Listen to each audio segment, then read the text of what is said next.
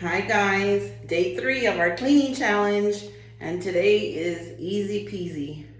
Same cloth, Enviro, aka Bert, window, okay, aka Ernie, and we're gonna do what a lot of us never think about cleaning, and that's our light switches.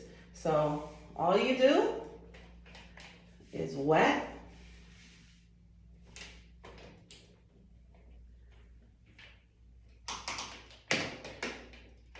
Okay, we're having a little light show here.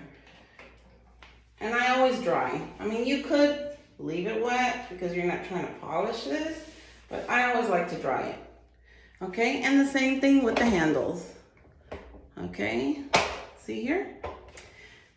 We touch this a lot. Do we ever clean it? We might forget. So I try to do my doorknobs of the entire house, closets and all.